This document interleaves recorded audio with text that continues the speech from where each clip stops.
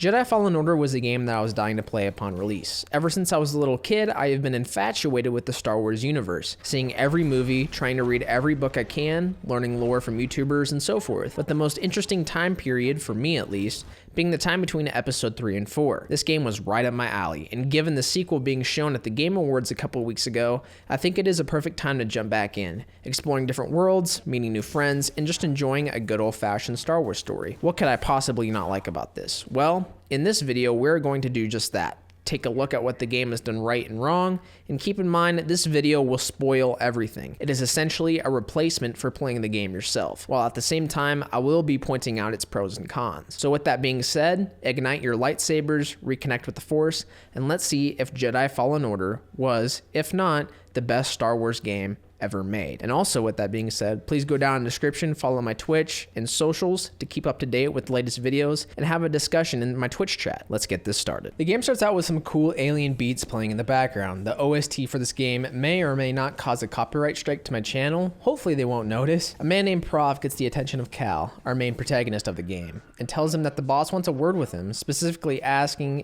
if Cal wants to do some extra work for some overtime cash. Damn, a Jedi working a double shift gotta be tough, bro. After this little conversation, the game introduces us to the movement and navigation of the game. Jedi Fallen Order plays almost identical to the Uncharted series when it comes to movement. I have no problem with this. Yes, there is some jank here and there that causes needless deaths, but it isn't too big of a deal. Throughout this sequence, Cal just runs around his job site, saying hi to different NPCs and some cool dialogue here and there. Some of it funny, like Cal saying he isn't approved trash. You are not approved trash. I'm trash, just not approved trash.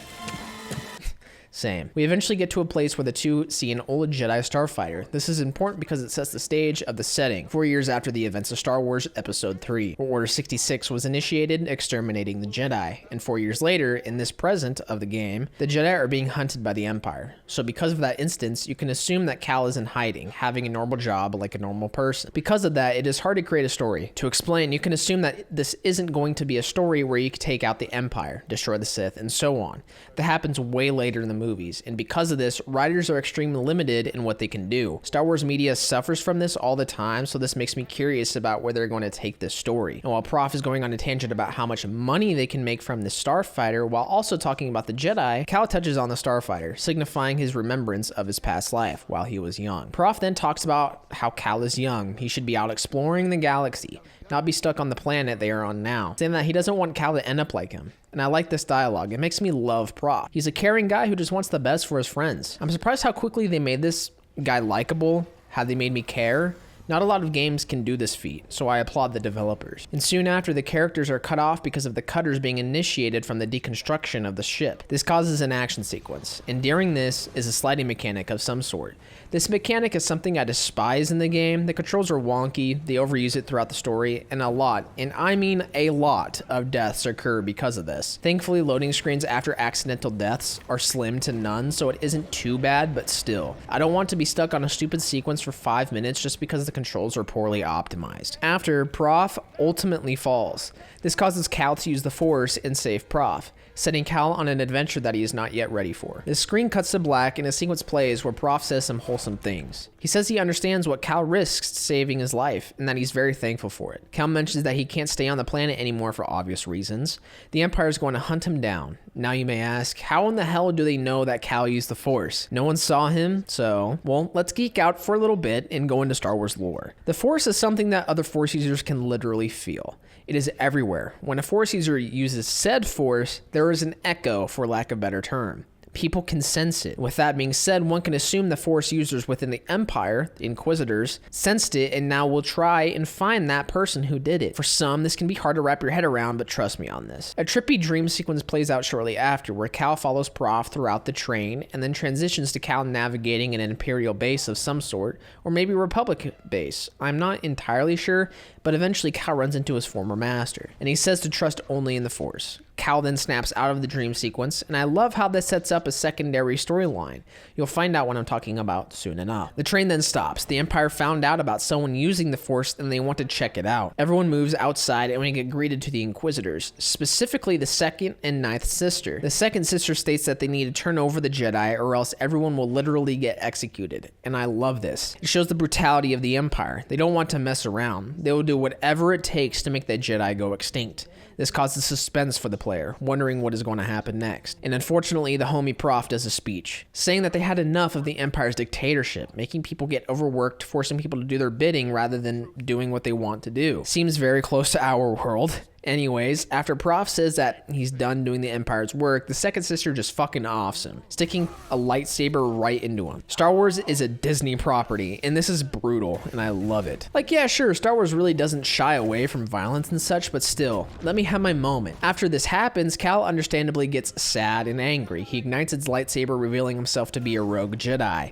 He attacks the second sister and fails. He gets force pushed into the ninth sister, then she drops us into the action. A whole train sequence then plays out where we get introduced to combat. What I will say now is the combat has some glaring flaws, but of course I will touch on that towards the end of the video. Cal navigates the train by taking out enemies, evading shots from starfighters, climbing things. The climbing in this game can also be frustrating, but it isn't the biggest issue here. Eventually a ship comes out of nowhere to help us. Some woman tells us to keep moving and that they'll pick Cal up when they are able to. Them knowing that we're being chased by the Empire is a thing that I am curious about. People know that this woman calling out to us goes by the name of Seer. We know that she used to be a Jedi, but cut herself off from the Force. We'll get into that later, but my point still stands. Were they even near the planet? Are they using Imperial comms to track what they're doing, which then caused them to find us? Did Seer use the Force to find us? This is less clear, like I've stated previously, not to mention why Cal specifically. Were they just doing the best they can to find at least one Force user? Maybe we'll find out later. Soon after, we come face to face with the second sister. She starts to talk some shit to Cal, asking who his master was, what training he's had, and so forth. And I love this because these questions are going to be answered later in the story.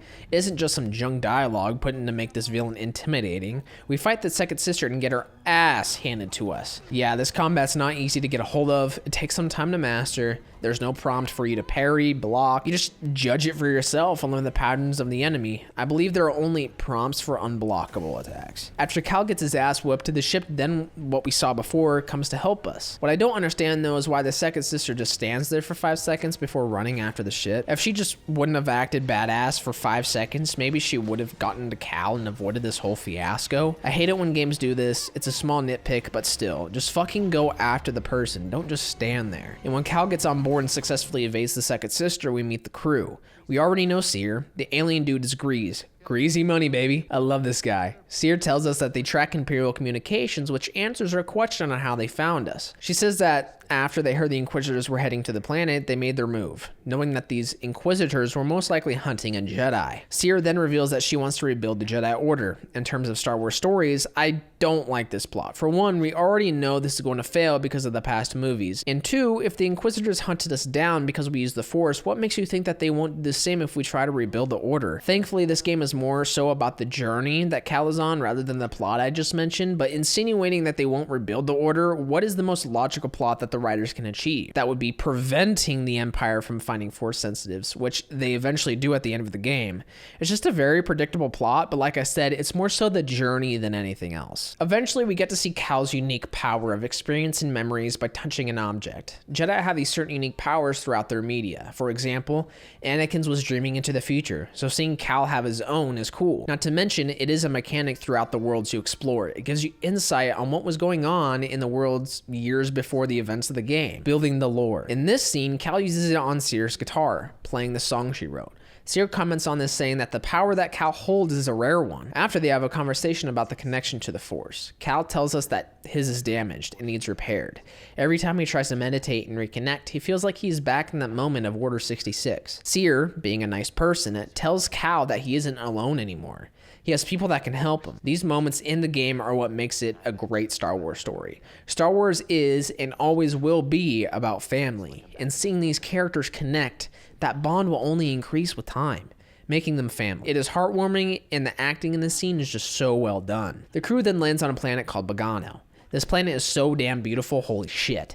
Seer tells Cal that they are done hiding, that they need to prepare to fight back. She tells us that there is someone that we need to meet here, as well as find out what is in the huge structure in the background. The game then releases us into the world for us to explore. I feel like this is a great time to talk about the gameplay loop. The game is very much so a backtracking game, kind of Metroidvania style.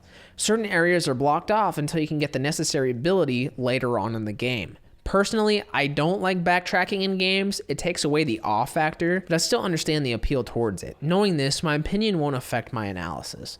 This game also features Dark Souls style game save. In order to save, you have to meditate at designated locations. You have the option of upgrading your skills here, as well as refilling health and healing canisters at the cost of respawning enemies. This part I like. It adds a risk-reward factor. Along our journey, we find a cute little droid called BD-1. This droid is quite literally your companion throughout the entire game. He doesn't get involved with combat. He mostly heals you, unlocks doors and chests, as well as having other unique gameplay abilities that I will touch on later. Cal tells this droid that he thinks he's looking for a former Jedi. And hearing this, BD beeps in excitement and tells Cal to follow him. And after meeting the droid, you get introduced to the map system. Yeah, this map is cheeks. It is way too complicated with the 3D design. Yeah, it's cool, but it isn't great when it comes to understanding where the fuck you are in the world. I can't count how many times I had to backtrack in a backtracking level because the map was just awful. Soon after, BD-1 gets hurt, so you repair his cute ass. At this workbench, you get introduced to the lightsaber workbench.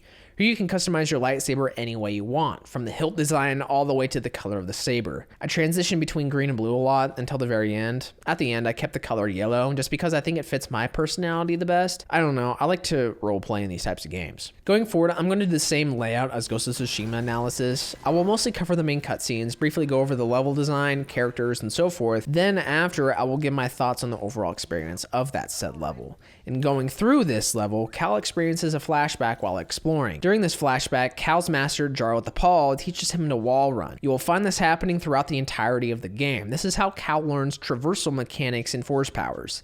It is a way for Cal to reconnect with the force, healing the damaged parts. I like how this works since it lets you spend time with Cal's former master, considering later on his role becomes important. So, after traversing the world of Bogano and running into this fucker called Ogdo Bogdo and dying countless times,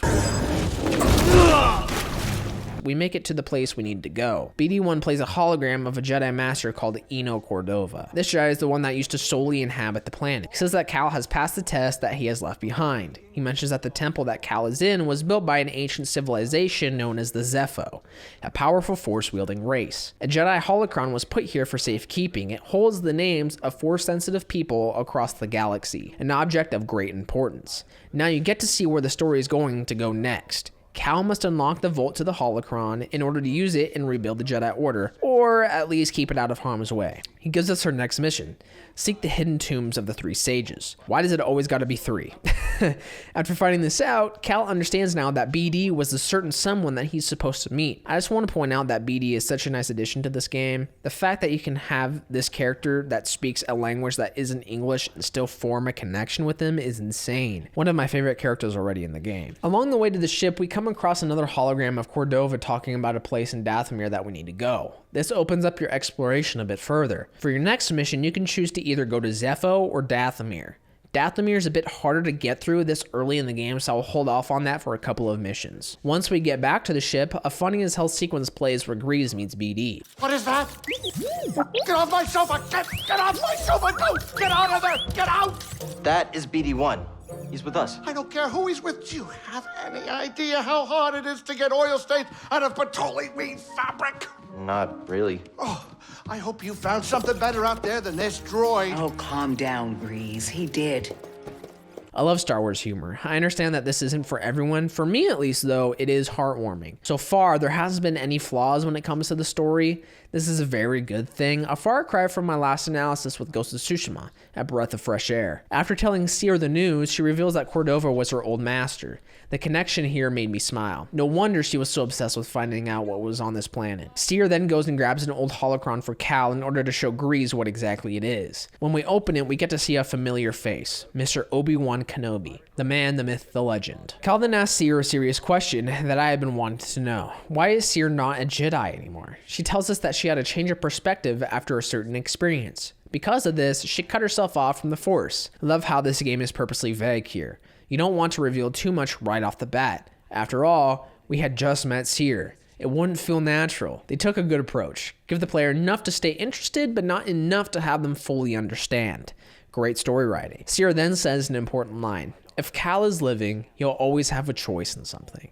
In this case, Cal has a choice to either go on this quest or go back into hiding, and we all know what choice he makes. After a hard landing, we finally make it to the homeworld of the Zeffo, a snowy and stormy planet inhabited by the Empire from the looks of it. Throughout this level is a lot of puzzles and climbing stuff and taking out enemies, nothing too serious.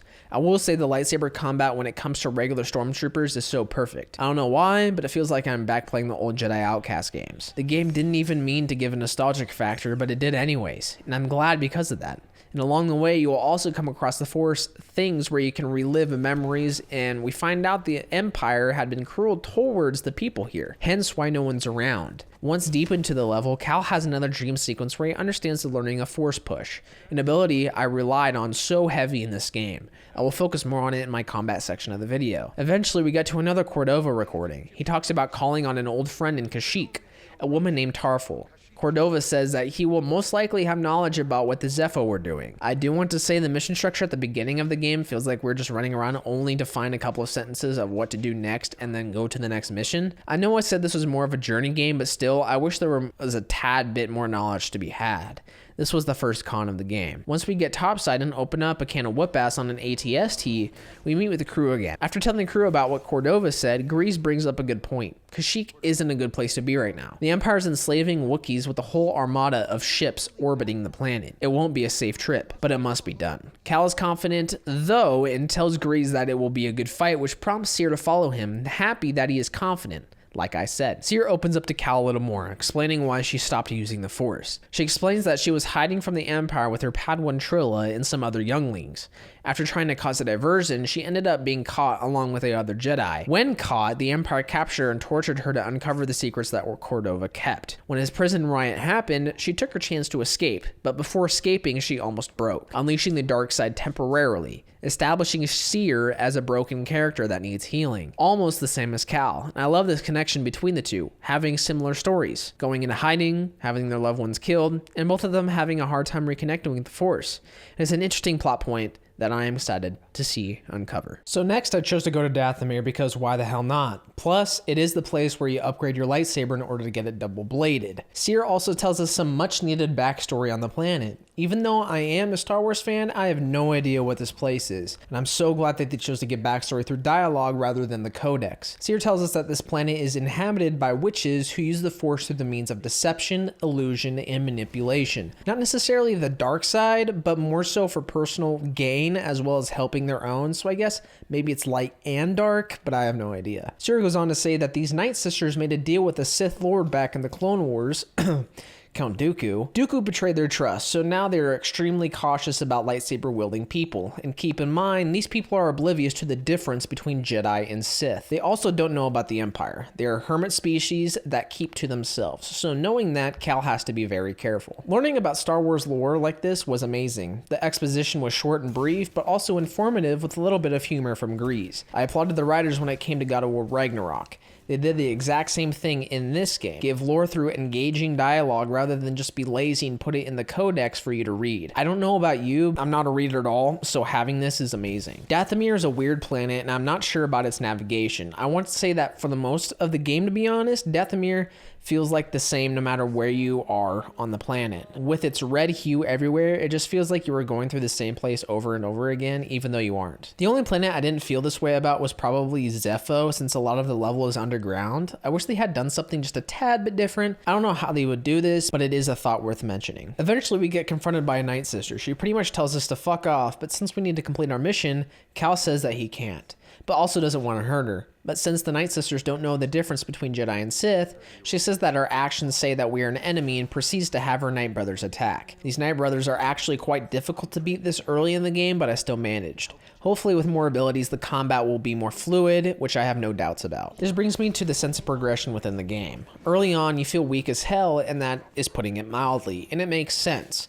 Cal is literally in the middle of reconnecting with the Force. If you can just plow through enemies right off the bat, it wouldn't make any sense, so having the progression be delayed heavily was a good idea. Plus, making things difficult without making it feel cheap is always a plus. We eventually make our way to the double-bladed lightsaber. This thing's pretty cool to include in the game. It offers a new wave of combat mechanics that I'll get to later, and regardless, we come across this weird-ass hermit dude that looks entirely too suspicious. He pretty much says that there's a dark power that lurks within the ruins in which our objective is. That is, the Night Sister and brothers were seduced by those said powers and got corrupted.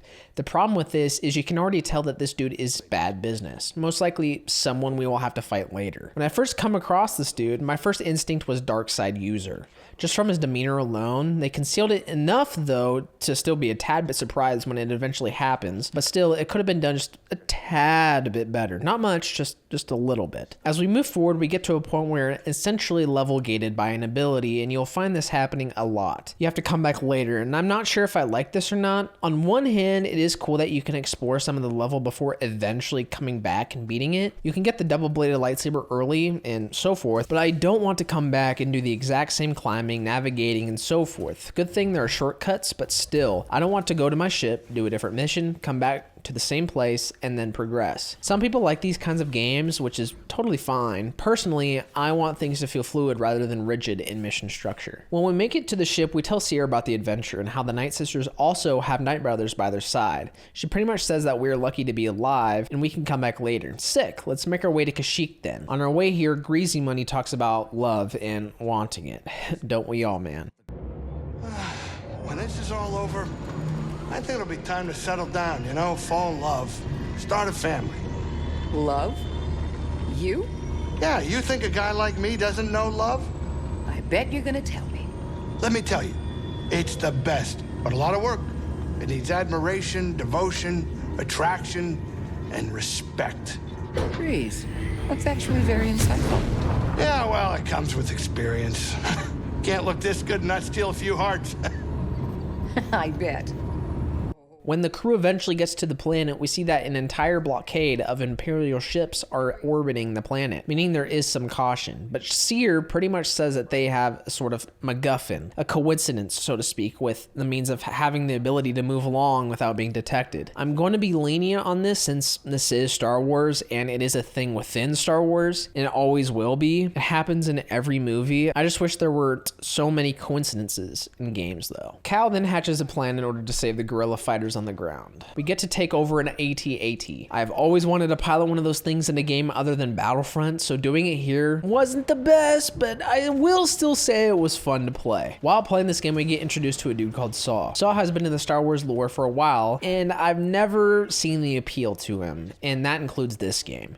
You really only talk to him about a quarter of the Kashyyyk section of the game. I have no idea about his background, what his ideals are, and so forth. Even Cere mentions that we don't know his ideals, but like the game should tell it to us or make it shrouded in mystery from the words he says to us. But no, he's just a wasted character again. And it's just a shame. But essentially the conversation goes like this. We tell Saw that we are more than willing to help him with this cause, but we have our own Jedi business to attend to. With that being said, he tells us that Tarfful isn't near us. He's somewhere else. He says that if we help him free the Wookiees, he is more than willing to try and contact him for us to talk. Seems like a legit thing to do since the Wookiees are fucking awesome and I want to help them. I like this setup because it is a Jedi thing to do to help the Wookiees get free of captivity, so the task doesn't seem out of place or just an errand chase. It feels meaningful. After he tells us to meet somewhere and leaves, we get to talk to Cere and Grease some more. This conversation entails talking about whether Saw is trustworthy or not. The interesting part, though, is that you have dialogue options. Pushing left or right on the D-pad will result in different responses. And although this is extremely limited in the game and it doesn't matter much, I find it pretty cool. I know I criticized Ghost of Tsushima for it, but it didn't feel good because it felt like it had no meaning to the narrative. Branching out will result in different endings, and we all know that wasn't the case with that game. But here, the narrative is very linear, and the different dialogue choices don't feel like you're changing that.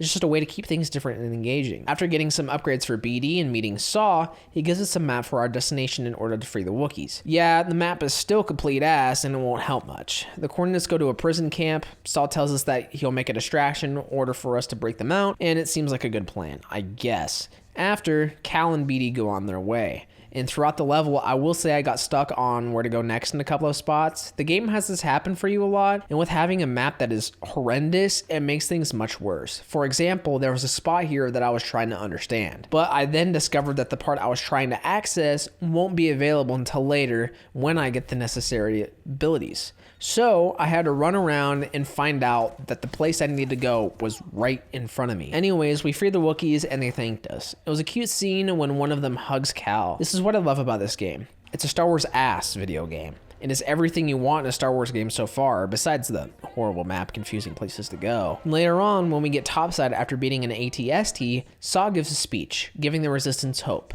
I usually find scenes like this very cringe, but this one was a feel-good speech. It actually made me have hope. After, Saw asks if we want to join their cause, but Cal denies. He states that he has a mission to attend to. Thankfully, Saw says the offer still stands and they both go on their separate ways. A Wookiee then talks to us stating that he will try to get into contact with Tarfful, a feel-good mission accomplished. A way I can explain the Kashyyyk missions in this game would be, it's Star Wars as fuck. Y'all are probably like, well, no shit, but listen for a second.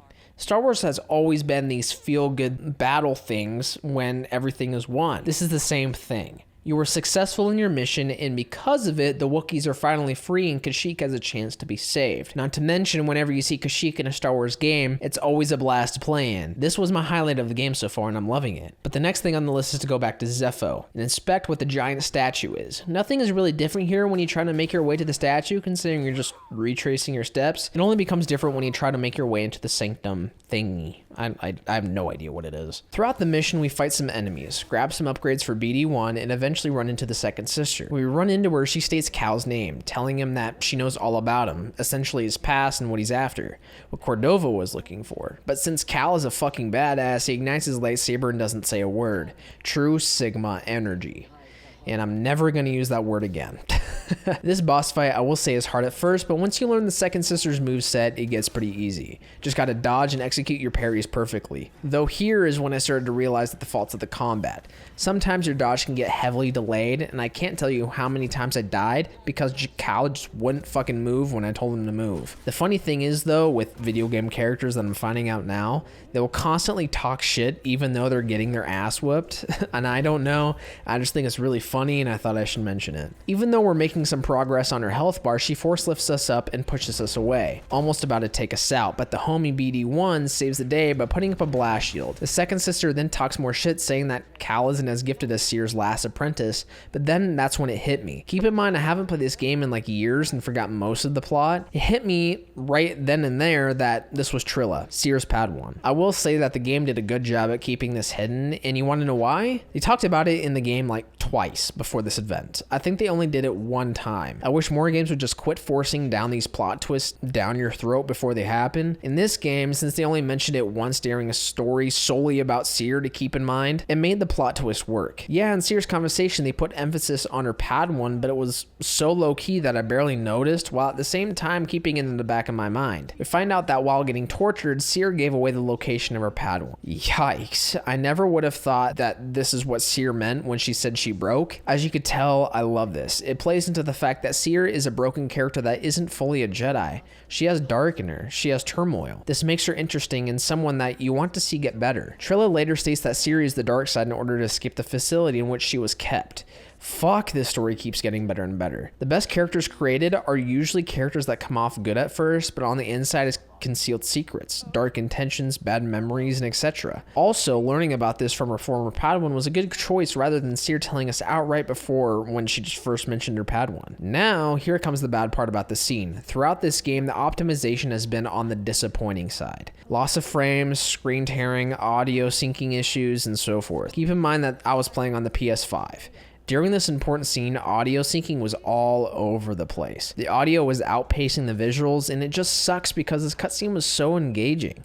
Not to mention, this game has been out since 2019. It shouldn't be like this 2 years later. Regardless, Trilla knows that we're after the Holocron, and she wants it as well. This brings us to a race essentially on who can get it first, and while we're exploring the level, Trilla has hacked Cal's comms. She explains that Seer taught her how to do so, which makes sense. If you guys remember at the beginning of the game, Seer says that they follow Imperial communications. So, her Padawan knowing how to do the same thing is a nice connection. Throughout her time on the comms, she mostly just talks shit and says that she'll get to the Holocron first and so forth. But along the way, Cal gets shot off this weird pendulum thing that causes a flashback where he learns Force Pull. This ability is super useful for puzzles, and I'm so glad that I finally have it. Going deeper into the mission, we see another hologram of Cordova. He looks at a mural and states that the Zeffo are holding an artifact, and this said artifact is the key to understanding the secrets that are within the Vault of Bogano. Seems pretty interesting. I'm sort of digging this mystery style storytelling that they have going on. The writers do a great job at not revealing too much, but also I love the fact how the side stories are more of the center focus of the story. Sounds weird, right?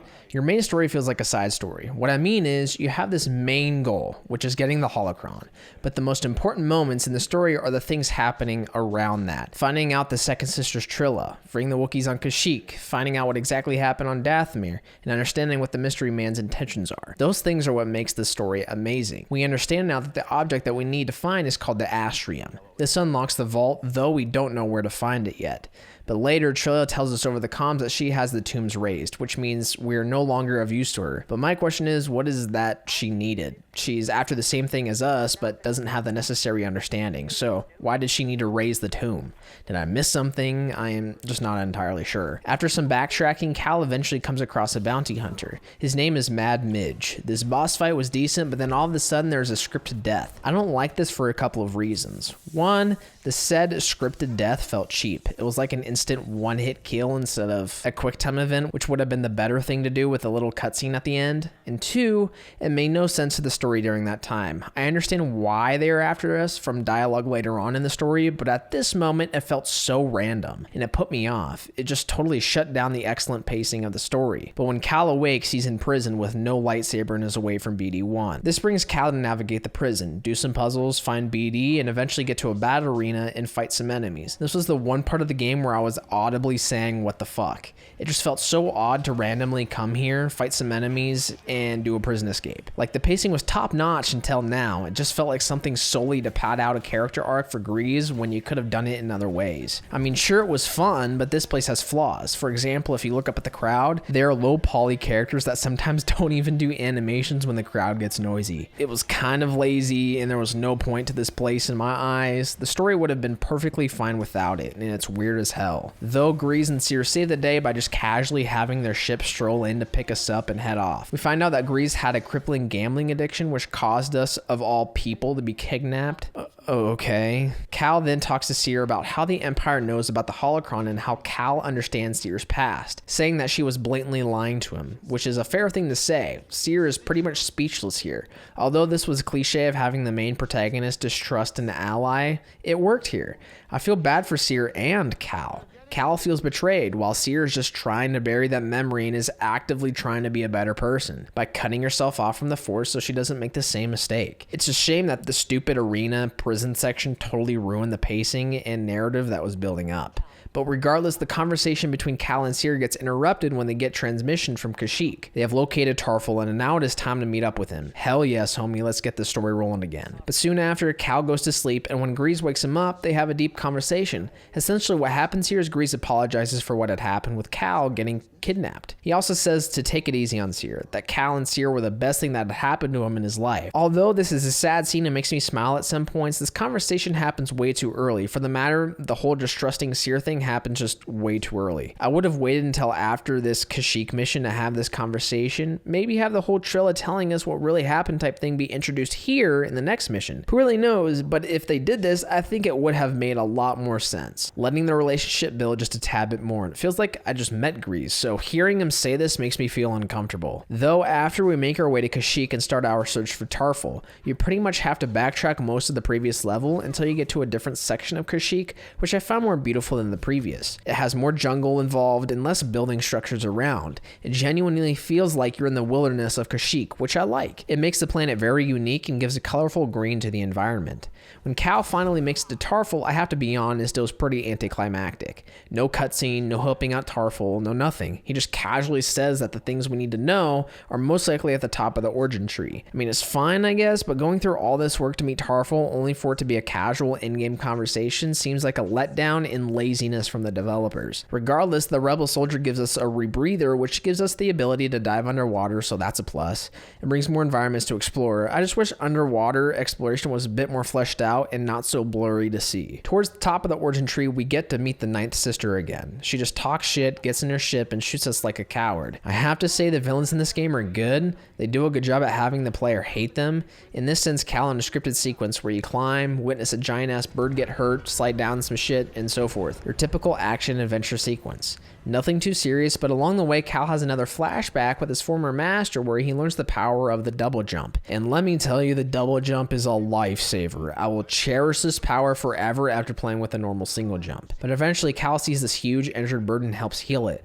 This causes the bird to trust us and gives us a lift to our destination. And I love this. It gives a huge, beautiful spectacle of the world of Kashyyyk. Not to mention, it gives you a small break from all the action that has been happening. We then get to another hologram of Cordova when he found the atrium on the origin tree. Cordova essentially says that Tarfful was a huge help in finding this astrium and gives a hint to Cal on where to find it in Dathomir. What I don't understand is that Cordova specifically says that he doesn't need to go to Dathomir anymore since he has the item. So why does Cal need to go back there? Did Cordova go back and place it there? I mean, he says he didn't want to go there again. This whole thing was so confusing and I don't like it. It just seems like a big plot hole to me. Shortly after Cal meets with the giant-ass bird and has a moment with the creature, all of a sudden they get shot and taken down by the Ninth Sister, which causes a boss fight to ensue. I do wish the portrayal of evil characters didn't involve the abuse of certain creatures within the world, not because of specifically animal abuse, but more so because it's a trope used in literally all of media. When villains come across as empathy lacking, that doesn't make a villain interesting. For example, Trilla. You never see Trilla purposely fuck up an animal because she's evil. Yeah, she has offed some people within the world of Star Wars because 1, you want to cause fear, and 2, to feed into her dark side energy. But what makes her interesting is the fact that she's broken. She thinks her former master outed her to the Empire, which resulted in her turn to the dark side.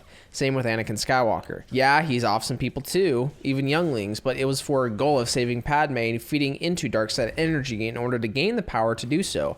He's a broken character. And I know I said previously that I kind of like the Ninth Sister, but I want to reverse that statement. With the Ninth Sister, it just seems like she kills animals and people because she can. She doesn't seem to be corrupted by the dark side, but rather is just evil in nature. With no backstory, she isn't broken from what I can tell, and not to mention she's barely in the game. She only hurts this animal for the sole purpose of having the main character hating her instantly. It's just lazy and makes it feel like they had no idea what to do with this character other than make her a boss fight. Regardless, Cal takes down the Ninth Sister successfully and goes his own way. The bird ends up being alive and takes us down the tree, and thank God, because I didn't want to backtrack all the way down this thing. Cal finally makes it back to the ship and talks to Cere and Grease, mostly going over the fact that Cordova thought the key to the vault was on Dathomir. Then there's mostly a heartfelt, sad conversation between Cere and Cal. Essentially, Cere confirms what Trilla has said. Cere gave into the dark side in order to escape, but before then, when she was captured, she gave away the location of her Padawan. She broke, though Cal reluctantly says that this is okay. It was ultimately Trilla's fault for breaking to the point where she was willing to join the Inquisitors. Cere was in the same position but chose not to give in to the Empire. Cal then walks away wanting to go to the next mission. Meanwhile, Grease's sodium intake is about to be so astronomically high that it may have blocked an artery soon. This conversation was kind of insightful. It was more so trying to bring Cere and Cal closer together, talking things out. It's just that we already know the story. We don't need to rehash it, but at the end of the day, I understand why the writers did what they did here. When we make it to Dathomir again, we talk to Cere and she gives us a pep talk, telling us that the journey is far from over and telling us to be safe. She sounds like a mom figure to Cal. Well, technically she is his new master, so it makes sense. Some optional dialogue also plays out where Cal explains how he's reconnecting to the Force, but at the same time, gets blocked at certain points. Whenever he tries to open to the Force, he's haunted by his former master. Cere calms Cal down by saying that even when we are haunted by these things, we keep pushing forward, understanding our own emotions. This was very insightful and wise. I thought making an optional dialogue was a good choice. Hearing this made me root for Cal. The writing isn't phenomenal, but it doesn't have to be at this moment. Just make Cere genuine in her statement and the message will stick. And after hearing this, we backtrack some more through Dathomir and try to make it to our destination. When we actually talk to the stranger again with some optional optional dialogue, Cal asks the man how long he's been on the planet, and he simply responds by saying long enough. He then just goes on to say what enlightenment this planet has given to him, being all creepy and shit. Even Cal represents this by being cautious, and after we go back on our way, but we're interrupted by a Night Brother. He picks up a rock, slams it next to us, and it sends us on another sliding mechanic thing, and this irritated the fuck out of me. I can't even begin to tell you how many times I died because the controls for this is so poor.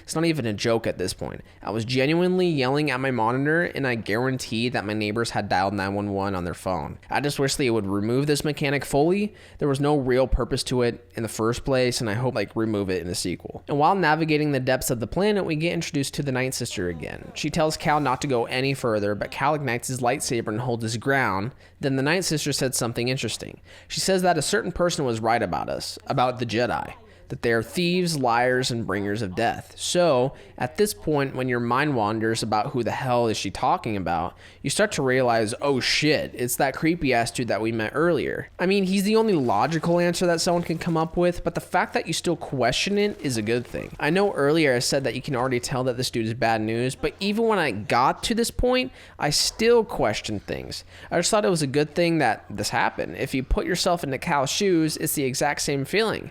And when a game does that, it's doing a good job. Anyways, Cal says that the Night Sister should move out of the way or else he will strike her down. And goddamn, did Cal's balls just drop? Was that intimidation I'm hearing? Seems odd since that is a tactic of the dark side users rather than the light. But since Cal hasn't had full Jedi training, it makes perfect sense. Cal is impatient. He's arrogant. He hasn't mastered his use of the Force. I like this part of Cal and I wish we heard more of it. Then right after, the Night Sister starts raising the fucking dead.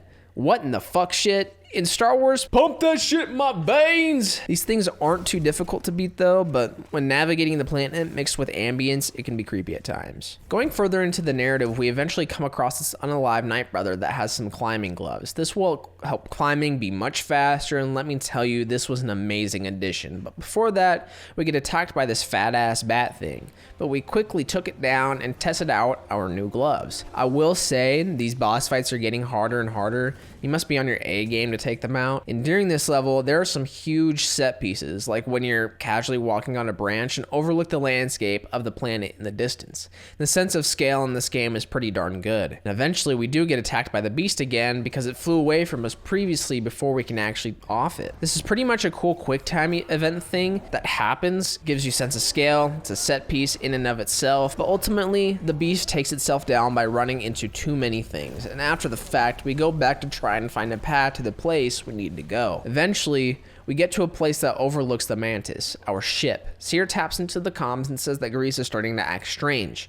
He's been seeing things outside the Mantis. Could this be the Night Sister, Night Brothers, the zombies? Who knows, but it is interesting. It is actively building suspense, and I love it. When we finally get to the doorway which leads to the Astrium, there is a force echo that Cal places his hand on, but it does nothing. It doesn't open the door, and Cal gets a little frustrated with it. When we turn around and go to the designated meditation spot, we are brought to a flashback. The flashback seems nice. Cal trying to make his way to his master for training, meeting some clone troopers, high-fiving one, and eventually making your way up to Master DePaul using the abilities you have learned. And at this point, I understood what was happening or soon to happen. Order 66. DePaul tells us that we have new orders to leave, but before he could finish on why they are moving, the clone gets a message from Sidious. Execute Order 66. When this happens, DePaul gets overwhelmed with the Force, telling him that plentiful Jedi are dying, and before the clone can take out our master, DePaul takes him out. He tells us to navigate safely by using the maintenance halls while he causes a distraction, so Cal does so. After climbing, jumping, losing her lightsaber, and witness DePaul be an absolute tank, the two finally meet up. Unfortunately, DePaul gets overwhelmed and gets shot multiple times, sending him to the ground. And after seeing Cal cower in fear, T'Pol gets back up, uses the Force on some clones, but gets shot multiple times again. This causes Cal to lose control and use Force stasis on the clones. This essentially freezes them in place. It's kind of cool because this power is way beyond the comprehension of a youngling, so seeing him use this power is a result of adrenaline, fear, and so forth. I don't think he tapped into the dark side per se, but it's like when adrenaline makes you stronger, faster, and feel less pain, and so forth. This influenced Cal and made his Force power stronger, at least that's how I interpreted it. As we see, T'Pol isn't going to make it. Cal checks to see if he's okay, but it doesn't seem like it. He tells Cal that the war isn't over. He says to wait for the Jedi Council to summon him. Then a powerful line hits that almost made me tear up. Tarfful says, "Trust only in the Force." The words that he says to us in the beginning of the game. The words that still haunt Cal. Tarfful then passes away, but Cal screams in anger, but I kind of laughed at this part because seeing an adolescent kid scream with a higher pitched voice is just, I don't know. We'll say that it kind of ruined the moment, but oh well. When Cal gets out of the flashback, he sees his former master again. His master is more of a dick than usual, taunting and downright belittling Cal, saying that he's weak and that he lacks discipline. And after fighting him, Cal stabs his master with his lightsaber. I'm going to let this little scene play out because of how powerful it is in my opinion. Yes. My blood is on your hands, apprentice. You are a failure, a weakling, a traitor. You are no Jedi! No!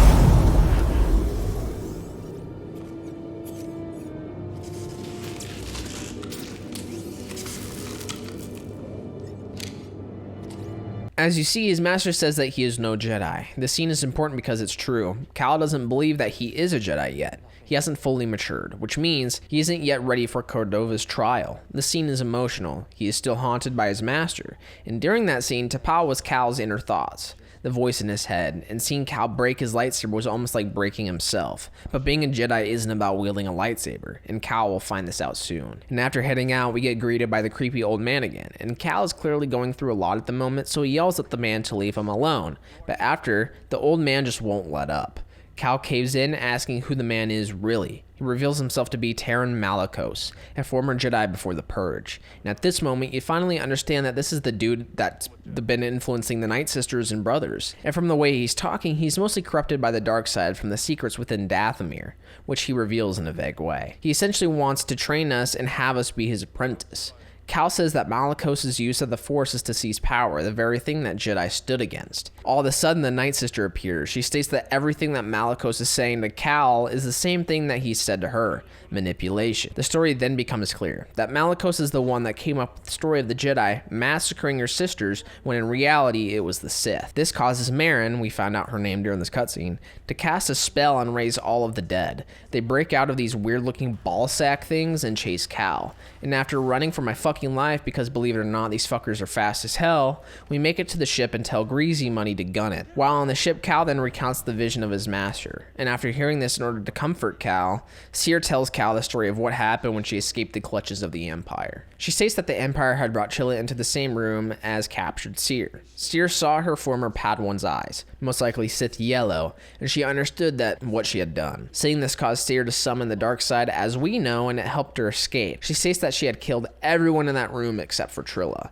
The game then takes a dark turn that I've never thought they would. Cere admits that after everything that happened, she had bad depression, she couldn't forgive herself, she had trouble pushing down her emotions, and she had suicidal thoughts. This is a subject not talked about a lot in games, especially Star Wars, a Disney property. So hearing this very much surprised me. It was very fucking real. It made the game grounded. Wherever you go through these traumatic events, yes, you're going to start having those thoughts. She then states that after finding out about the Holocron, she finally had something to fight for, something to help her get back up and move on and to fight for good. She tells Cal to get up, that he has a chance to finally move on. Cere tells Cal that he is going to start by getting rid of his master's lightsaber to make his own. Cere gives her lightsaber to him in order to use those parts to construct his own. The next destination is Ilum, the home of kyber crystals, the crystals that power lightsabers. So now you see what our goal is here, to build our own lightsaber and most importantly, pick our own color. Ilum is largely a planet that, throughout the level, has no major story beat until you get to the end of the level.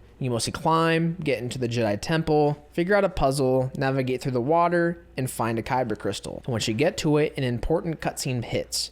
This is when Cal finally understands what it means to be a Jedi.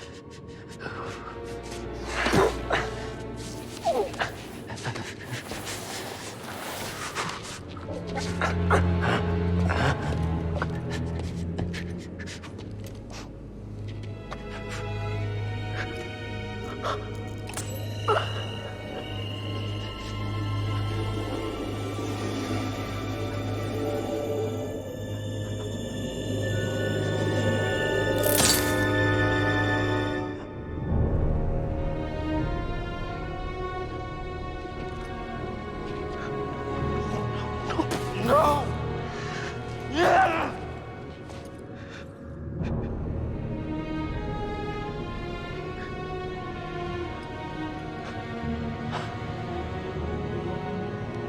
It's over. He failed. Failure's not the end, my friend.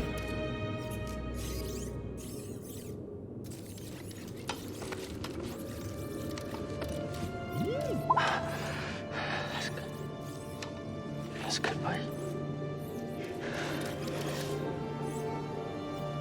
The time's come. This may be the last you see of me. I can sense the doom of the Jedi Order is upon us. No! Failure's not the end. It is a necessary part of the path. Hope will always survive in those who continue to fight. Like you, BD1.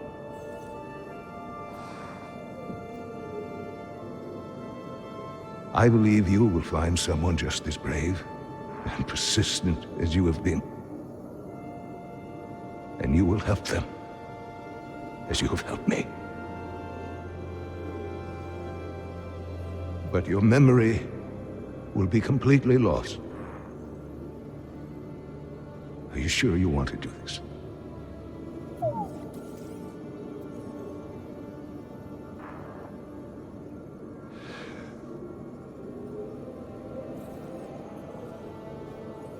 Beginning total memory encryption. Only with a trusted connection will your memories be restored.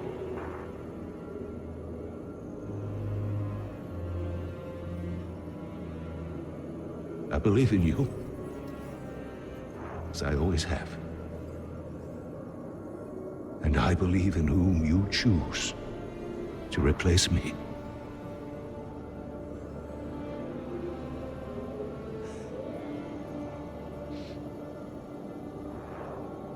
Goodbye, old friend.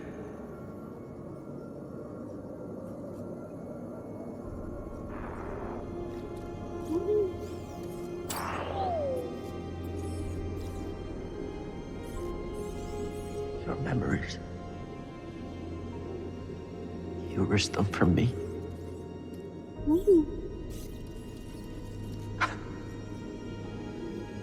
I believe in you too, buddy.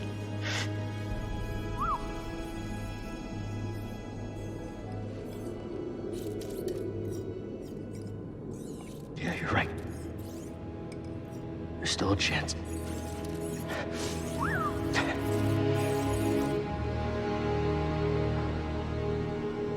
There's always a chance.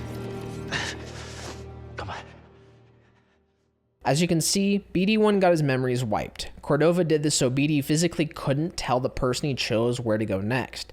The trials were meant for a Jedi to figure it out on his own, to learn the path, for a Jedi to learn the meaning of hope. The way I interpreted it, BD is the embodiment of hope in this game. He was always with Cal no matter what, guiding him, helping him, being a friend, a light in the darkness, whatever you want to call it. He was always there having his back, quite literally. And the significance of this is monumental. It helped Cal grow as a Jedi. It helped him fight out his purpose, to find himself.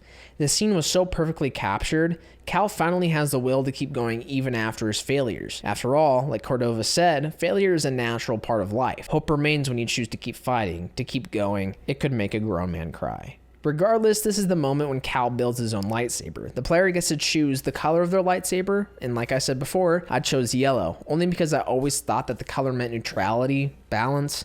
I know that probably isn't the canon meaning, but still. Not to mention the color yellow on a lightsaber is sick. After making our lightsaber, we understand now that the Empire has found Ilum and are using it to harvest kyber crystals for obvious reasons. the Death Star. The character doesn't know this yet, but of course the players do. We then fight our way back to the ship and take down some ATSTs along the way. And at the ship, Cal says some sweet things. That the fate of the Jedi at this moment rests on the failed Padawan, a fallen Jedi, and a gambler. Who would have thought? The statement really puts things into perspective regarding hope. Even with the most unsuspecting people, they can change the fate of the galaxy if they just keep pushing forward for the betterment of good. So now the goal is to go back to Dathomir and face Cal's fears, to face Cal's former master and conqueror's past. So, like every other time, we backtrack, fighting the same zombie bitches that have been chasing us ever since the last time we've been here. When we get to the meditation spot, Tarfful appears again. Tarfful says that having a lightsaber doesn't prove Cal's a Jedi, and Cal agrees. He states that facing his past and conquering him does. So, this causes a brief scripted fight to ensue, and after, a scene hits.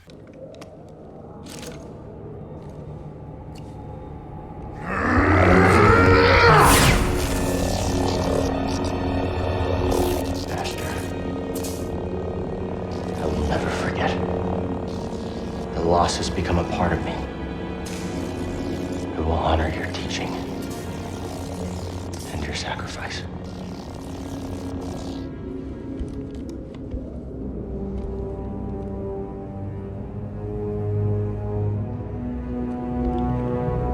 Remember, persistence reveals the path.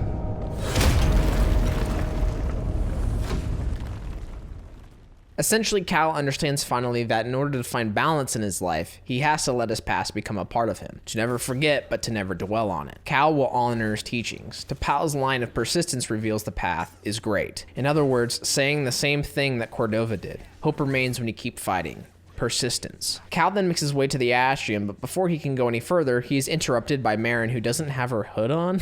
Cal tells Merrin what she needs to hear, that what she was told about the Jedi, it was a lie made up by Malicos. He tells her that having a lightsaber doesn't mean that you're a Jedi, a reverse on what she had said near the beginning of the game. Merrin gives us a backstory, that her people were killed by warriors wielding a lightsaber. She was left all alone with nobody. Kind of the same as Cal when the clone troopers took out most of the Jedi. And I love this connection between the two. They have a mutual understanding. They aren't much different than one another. After this conversation, we leave to face Malicos, with Merrin being a voice behind us. And when we face Malicos, not much happens besides him boasting about power and Cal disagreeing with him. You see glimpses when he talks about how he was all along on Dathomir and how he's haunted by the Jedi Purge. And you only get more depth throughout the level with Cal's personal force ability. Though it is forgivable, he is a B-plot villain. He isn't the main baddie. So, Cal fights him, beats him, then Merrin takes control and sucks him into the ground with her magical powers. It was a pretty good boss fight, but for some reason I can't get used to the attack patterns in this game. This isn't going to affect the score because I know it's just me sucking ass, but still.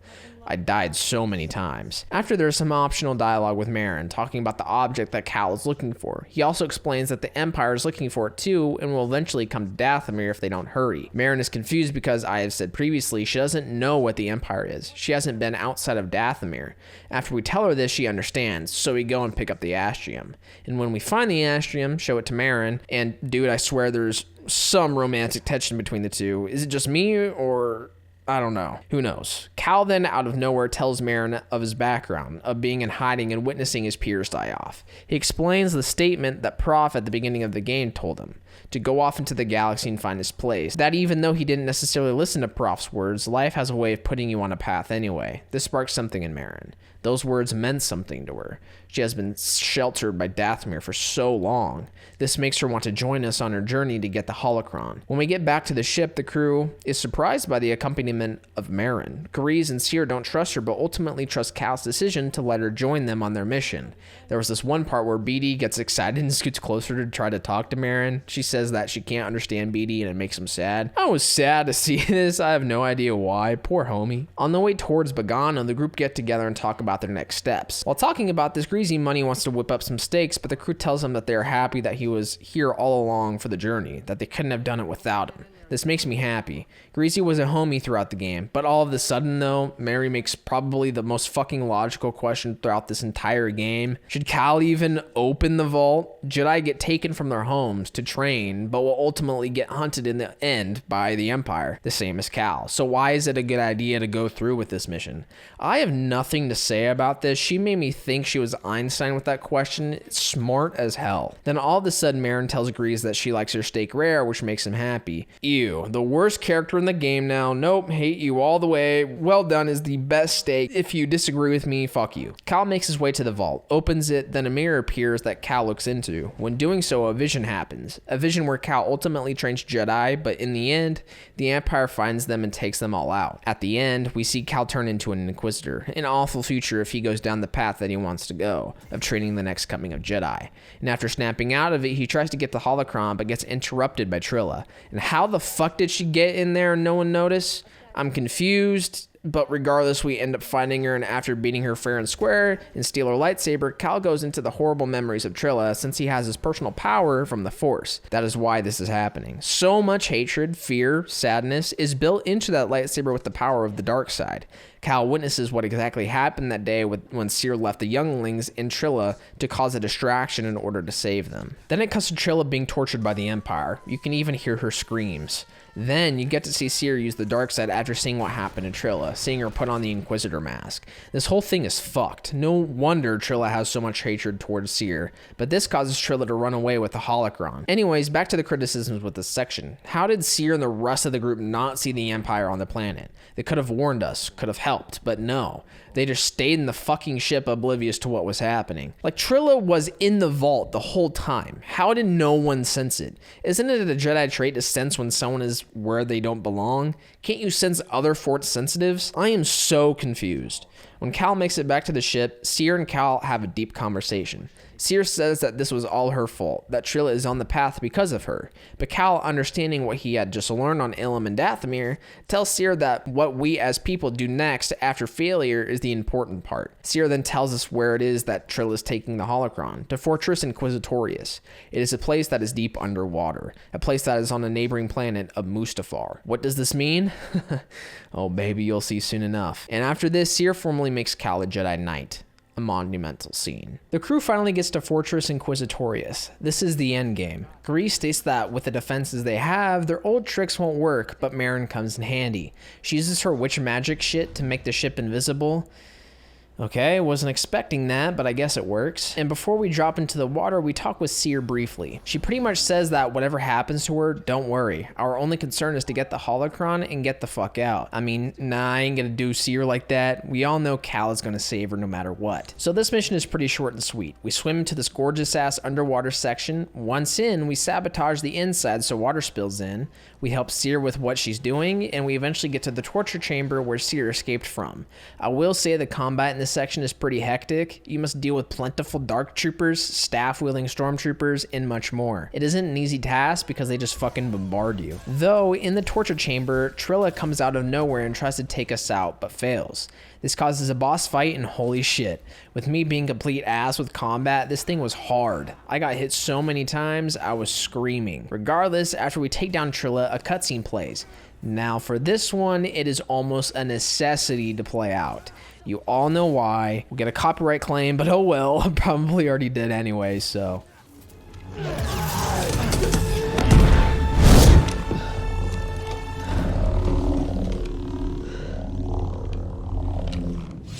Cal! I have the Holocron.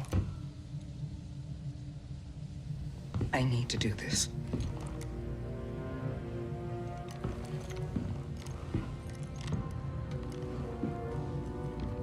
It's over, Trilla. Nothing is ever truly over. This fight is over. I know the darkness that is eating you up inside, and every day we choose to either feed it or fight it. It's too late, Zeh. No, it's not. I know the choices that I made took all your choices away, and I have failed you, Trilla. I failed you. And I am so very sorry.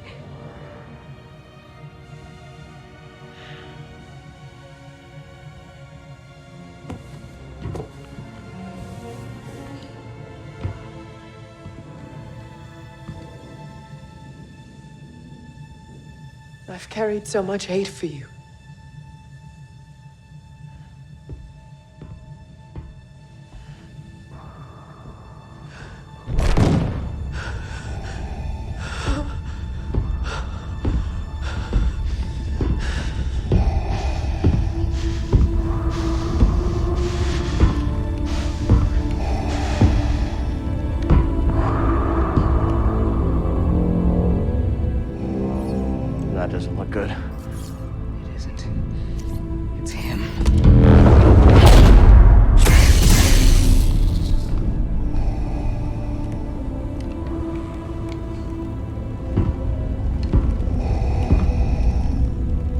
failed me, Inquisitor.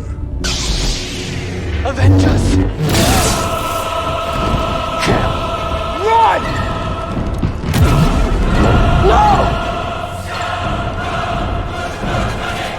You would be wise to surrender. Yeah. Probably. The fucking Dark Lord of the Sith himself, Lord fucking Vader.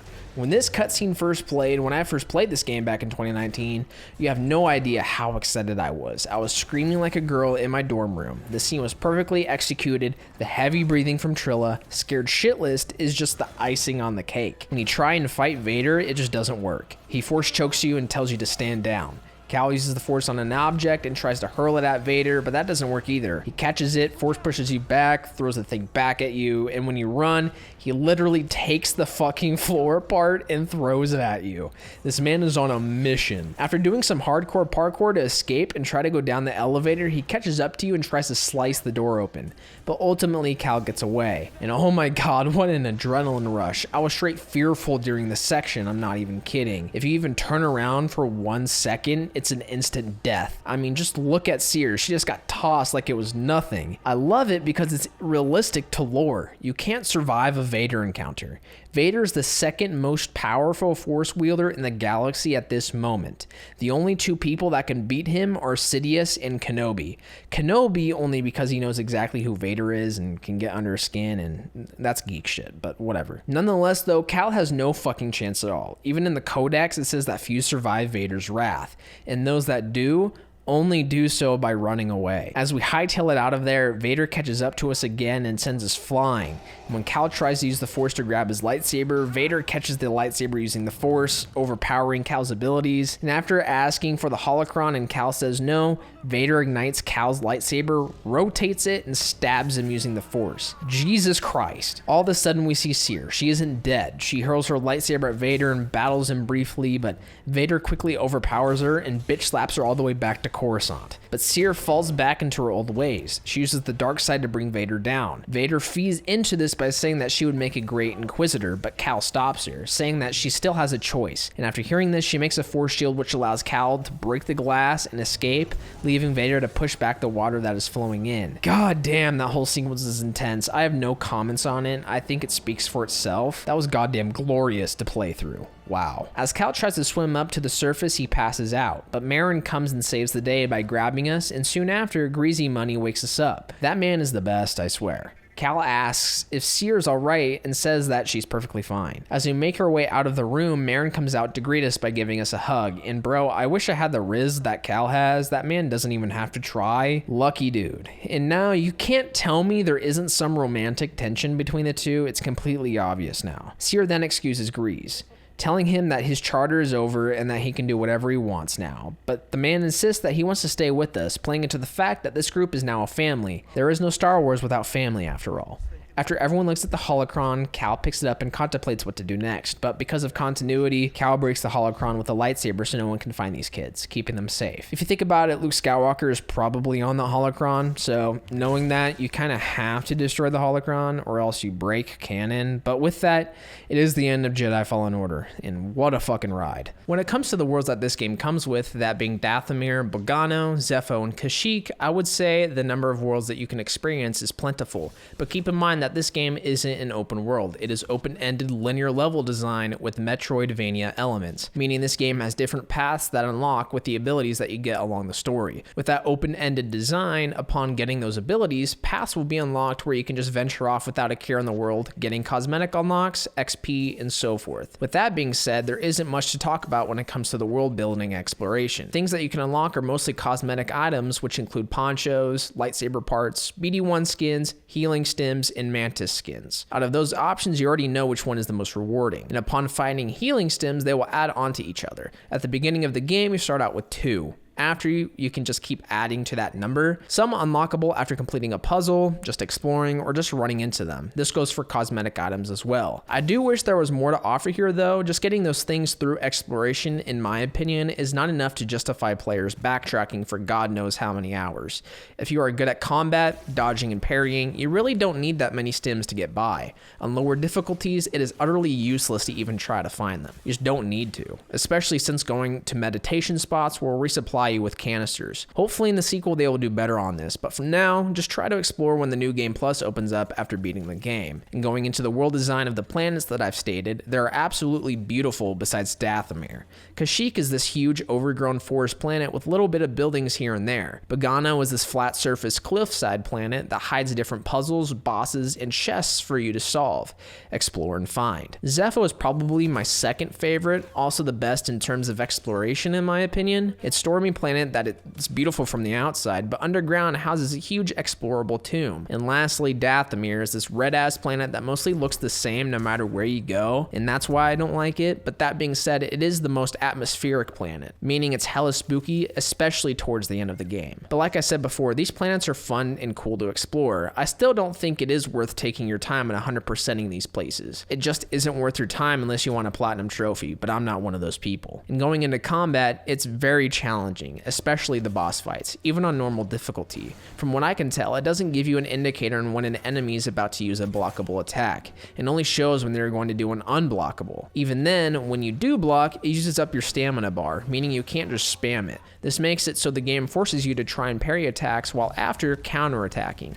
And I love the risk-reward factor here, and keeping the game difficult was a good design choice. Star Wars games usually are pretty easy. That is mostly coming from my experience with the Force Unleashed games where you just feel ultra powerful. In this game, you feel like everything is more powerful than you. It makes sense. Cal isn't a powerful Jedi. He's still trying to reconnect with the Force. This also plays into the fact of saving the game. You can only save the game at meditation spots throughout the worlds. Having this will really have you thinking and planning where to save. Though at first, I didn't like this mechanic, it grew on me and I wish more games did this. Within these meditation spots is also upgrades to Cal, ranging from force attacks to all the way to lightsaber attacks. You need to choose which one benefits you the most. For me, I chose mostly lightsaber upgrades, mostly because I found myself not using force abilities that much besides force push. Pushing stormtroopers off ledges, which is so fun, don't even get me started. But keep in mind that you'll find yourself unlocking almost everything in the game towards the end, so keep that in mind. Lastly, in the lightsaber combat, you have the choice between using your single-bladed lightsaber for usually boss fights and single enemies, or you can use your double-bladed for crowd control. There's also an option for dual saber, but that is locked behind button combos and abilities, so it really isn't that fun in my mind. I wish they added it as a third combat type. But regardless, that's pretty much it when it comes to combat in the world, and I wish there was more to offer here, but sadly there isn't. Hopefully in the sequel they'll add on to this big time. Overall, Jedi Fallen Order was one of the best Star Wars stories I have ever played. From the plot all the way to the characters, this thing was a fun ride, and I can't wait for the sequel. Cal is an amazing, broken character who understands that failure is a part of life. The only way to keep pushing forward is to understand that your past isn't what defines you, and that sentiment stems from all characters in this game. Seer, Grease, Marin, Trilla. I really think that this is the main takeaway from this game, and I loved every minute of it. With that being said, let's go over the rankings. Last is not even close. This means that the game has severe flaws and is nowhere close to being a masterpiece. The game has bad narrative flaws, bugs, and janky combat. Next is it has potential. This is when the game has flaws, but also has some very good upsides. For example, a game that has a really good combat system, but bad world building and narrative design. Going up the pole is amazing. This is when the game is very close to a masterpiece, but it has a couple of flaws here and there. Nothing crazy, but it does need fixing in either a sequel or some patches to the game. The best is masterpiece. This is when the game is a Hall of Fame material, cementing itself as one of the greatest ever made. So, what is Jedi Fallen Order?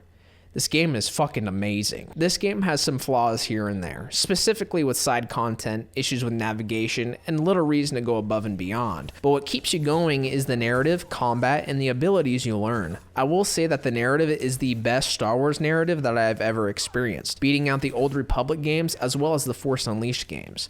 I love linear storyline games over open world RPGs, which explains why it's above the Old Republic, and the story is just miles better than the Force Unleashed, and it isn't even close. close. With that being said, I do think this was the best Star Wars game ever made. So thank you guys so much for watching my videos. It means so much to me, and I hope to grow and give you guys more amazing content. And with that being said, please like, subscribe, and once again, follow my Twitch. I really love you guys to come and just hang out with me. I love to have discussions and just make some friends. It would mean so much to me. I'll see you guys later. Peace out, everyone.